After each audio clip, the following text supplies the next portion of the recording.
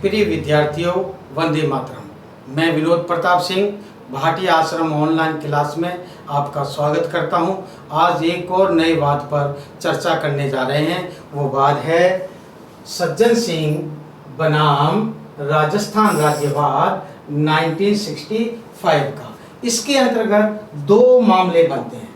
वो दो मामले कौन से हैं? एक तो व्यक्तिगत मामला है जो सज्जन सिंह की नियुक्ति एसआई पद पर की जाती है, फिर उसके बाद उसे बर्खास्त कर दिया जाता है, इससे संबंधित मामला होता है। और दूसरा मामला भूमि सुधार कानूनों के विरुद्ध याचिकाओं को इसमें शामिल कर लिया जाता है। तो ये दो मामले थे। तो सबसे पहले हम सज्जन सिंह वाले मामले को लेते हैं।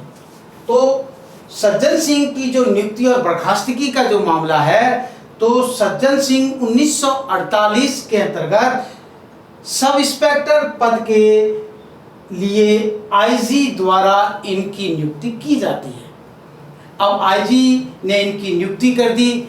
कुछ समय बाद इनके विरुद्ध शिकायतें आती हैं। शिकायतों की जांच के लिए एक विभागीय जांच कमेटी बनाई जाती है। उस जांच कमेटी की रिपोर्ट के आधार पर डीआईजी द्वारा इन्हें बर्खास्त कर दिया जाता है। जब इन्हें बर्खास्त कर दिया जाता है तो उसके बाद ये मामला हाई कोर्ट में ले जाने की कोशिश करते हैं। सज्जन सिंह अपने अधिकारों के लिए हाई कोर्ट में 2 बार जाते हैं, लेकिन हाई कोर्ट में उनकी इस बात की कोई सुनवाई नहीं होती। फिर ये याचिका सुप्रीम कोर्ट में ले जाते हैं, यानी सुप्रीम कोर्ट में ये मामला गया। तो सुप्रीम कोर्ट में सज्जन सिंह ने कहा कि मेरे खिलाफ जो विभागीय जांच हुई है उसमें कम समय में कर दी गई है और मेरा पक्ष सुनने के भी कम समय दिया गया है। और दूसरा उन्होंने ये कहा कि इसमें अनुच्छेद 311 का हवाला दिया गया। अनुच्छेद 311 क्या कहता है?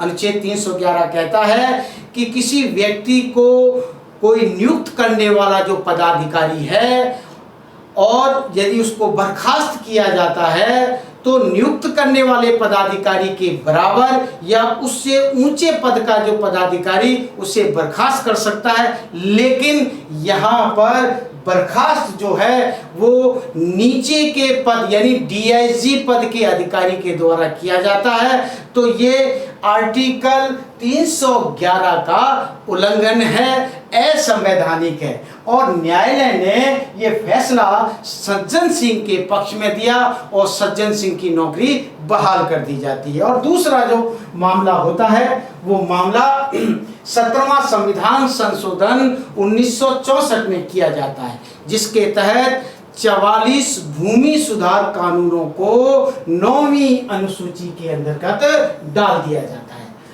अब इस कानूनों में यह था कि जरूरत से ज्यादा जिनके पास जमीन है वो सरकार अपने पास ले लेगी।